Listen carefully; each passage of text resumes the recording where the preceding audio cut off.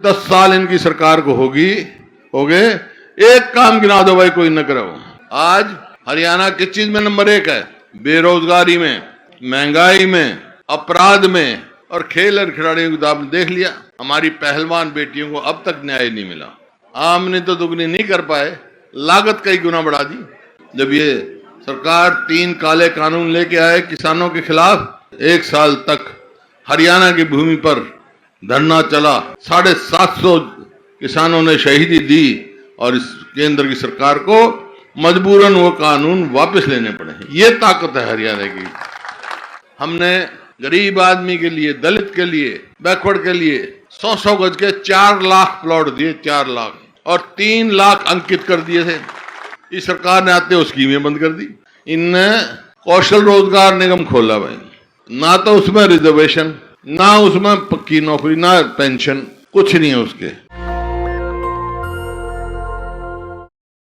यहाँ बादली हल्के से हमारी कांग्रेस पार्टी के उम्मीदवार विधायक भाई कुलदीप वत्स जी और झज्जर हल्के से विधायक वह हमारे साथ मंत्री रही हमारी बहन गीता बुकुल जी, वह सम्मानित मंच, उपस्थित मेरे बुजुर्गों, नौजवान साथियों, मातृशक्ति, प्यारे बच्चों, पत्रकार बंधुओं, देखो 5 तारीख को चुनाव है। चुनाव हरियाणा में है, लेकिन सारा देश टकटकी लगा के देख रहा है हरियाणा के चुनाव की ओर।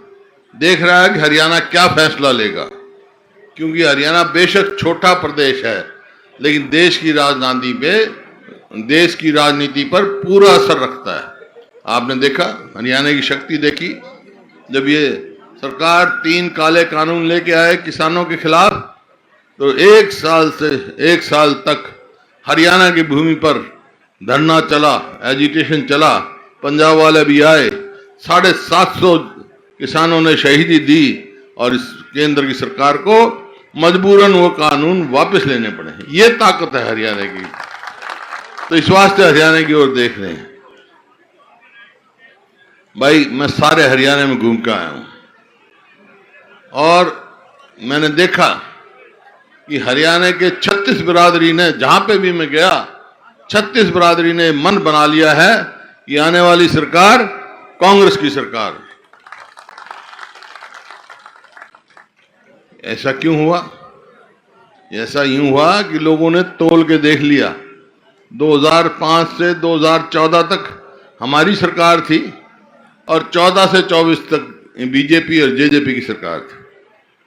जिस दिन हमने सरकार छोड़ी 2014 में, उस दिन हरियाणा प्रति व्यक्ति आय में, प्रति व्यक्ति निवेश में, कानून व्यवस्था में, नौकरी देने में, खेल और खिलाड़ी में पूरे देश में नंबर 1 प्रदेश था। चाहे हमारे छोटा सा प्रदेश, देखा नहीं आपने, ओलंपिक्स हुए थे 2010 में, 38 गोल्ड मेडल आए देश के, उसमें 22 अकेले हरियाणा के। ओलंपिक में 6 मेडल आए देश के, उसमें 4 अकेले हरियाणा के। इस प्रकार से पूरे देश में नंबर 1 था। अब 10 साल इनकी सरकार रही। आज ये मेरे आंकड़े नहीं है, प्लानिंग कमीशन के हैं, केंद्र सरकार के। आज हरियाणा किस चीज में नंबर 1 है? बेरोजगारी में, महंगाई में, अपराध में और खेल और खिलाड़ियों को आपने देख लिया। हमारी पहलवान बेटियों को अब तक न्याय नहीं मिला। तो हर उस पे क्षेत्र पे पिछाड़ दिया प्रदेश को। कहा कि 2022 तक हम किसान की आमदनी दुगनी कर देंगे। आमदनी तो दुगनी नहीं कर पाए, लागत कई गुना बढ़ा दी। याद कर लो 2014 में डीजल का क्या भाव था? हरियाणा में पूरे देश में सबसे सस्ता था। खाद का क्या भाव था? कीटनाशक दवाई का क्या भाव था? और आज क्या भाव है? लागत तो इतनी बढ़ा दी, आमदनी घटा दी।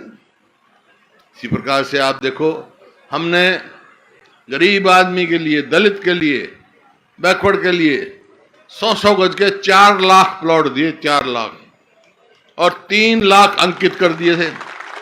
3 लाख अंकित कर दिए थे। इस सरकार ने आते हुए स्कीमें बंद कर दी। ये देखो, मतलब मेरा कहने का मतलब किसी भी वर्ग को कोई भी वर्ग इस सरकार से संतुष्ट नहीं है, सब विमुख है।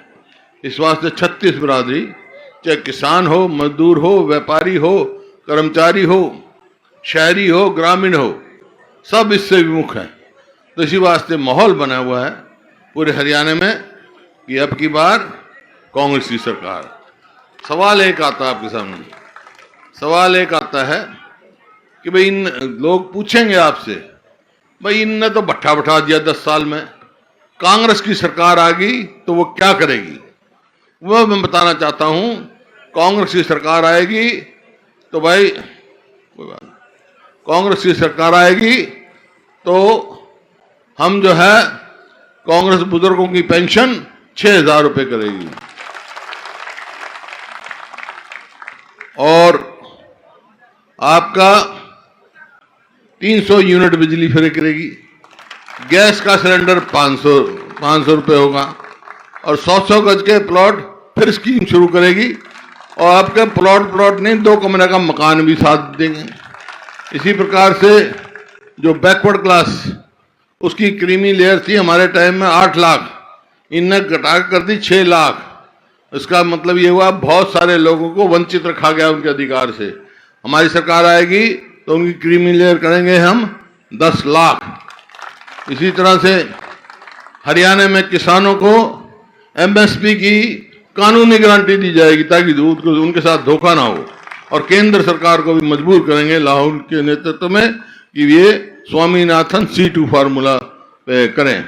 इसी प्रकार से आपका जो नौकरी, इनने कौशल रोजगार निगम खोला भाई, उसमें ठेके पर नौकरी देते हैं।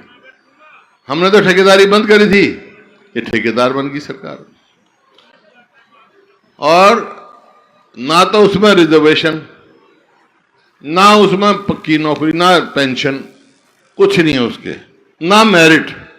भ्रष्टाचार की दुकान खोल रखी है, परचून की तरह नौकरी बेची इनने, सबको मालूम है इस बात को। जो अच्छी नौकरी थी एसडीओ वगैरह, वो बाहर के लगाए 90%, हरियाणा के नहीं लगाए कि हमारे बच्चे पढ़े लिखे नहीं। तो इस प्रकार से हर हिसाब से इन्होंने हमारे को पिछाड़ने का काम किया है।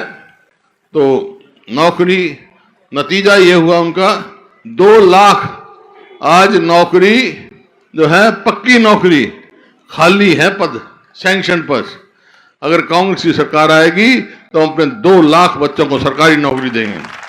इसी प्रकार से ये हमारी बहनें बैठी हैं, माताएं बैठी हैं, इनको महिलाओं को 2,000 रुपये महीना देंगे हम एक महीने को, ताकि ये अपने आत्मसम्मान से जी सकें। ये बहुत सारे काम हमने करने हैं जो कांग्रेस, और भी बहुत है, घोषणा पत्र बताएंगे, मोटी मोटी बात बताइए। लेकिन मेरे 2 सवाल हैं आपसे और ईमानदारी से जवाब देना। भाई 2005 से 2014 तक हमारी सरकार रही, उस टाइम तो एम्स भी आया, हम तो यहाँ तक मेट्रो भी लाते, वो भी स्कीम बना रखी थी, और बहुत काम हुए, झज्जर में काम हुए, ये रिवाड़ी से जो रोड गई रिवाड़ी तक, कितने ही गिना सकता हूं मैं। तो भाई 10 साल इनकी सरकार को हो गए, एक काम गिना दो भाई कोई न करो।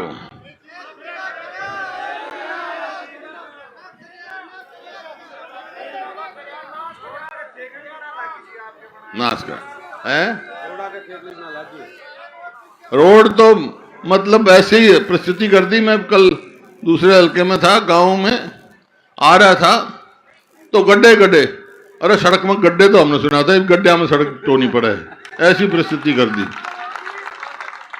तो कोई विकास नहीं किया। तो मेरा आपसे सवाल है, भाई आप किसकी सरकार चाहते हो? अगर कांग्रेस की सरकार चाहते हो तो ये बताओ कैसे बनेगी सरकार, कौन बनाएगा? एमएलए बनाते हैं एमएलए, और एमएलए कौन बनाओगा? तुम बनाओगे, ठीक है ना। चौधरी ओम प्रकाश लड़ रहे हैं बीजेपी से, वो तो हंसी मजाक करने वाला आदमी है,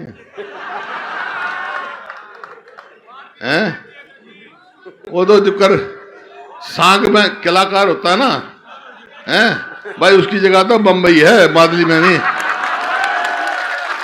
बंबई भेज दो उन्हें कि भाई तुम वहां बढ़िया करता है, कदे हसन लग जाए, कदे रोन लग जाए, कदे कुछ करने लग जाए, कदे कुछ करने लग जाए।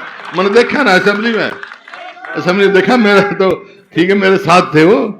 तो यहां से तो भाई तुम्हारी वोट का हकदार कुलदीप वत्स है। मैं एक ही बात कहने आया हूं, आपने कह दिया, ये समझ लो कुलदीप वत्स को जो वोट पड़ेगी, एक एक वोट वो भूपिंदर हुड्डा को पड़ेगी, दीपेंद्र को पड़ेगी। मंजूर है, हाथ खड़े कर बता दो। बहुत नेशनल दस्तक की आपसे गुजारिश है कि अगर इसको बचाना चाहते हैं तो नेशनल दस्तक को सब्सक्राइब करने के लिए रेड कलर के सब्सक्राइब बटन को दबाएं, फिर बेल आइकन की घंटी दबाएं। नेशनल दस्तक को बचाने के लिए बहुत जरूरी है कि हर खबर को शेयर करें, लाइक करें, कमेंट जरूर करें।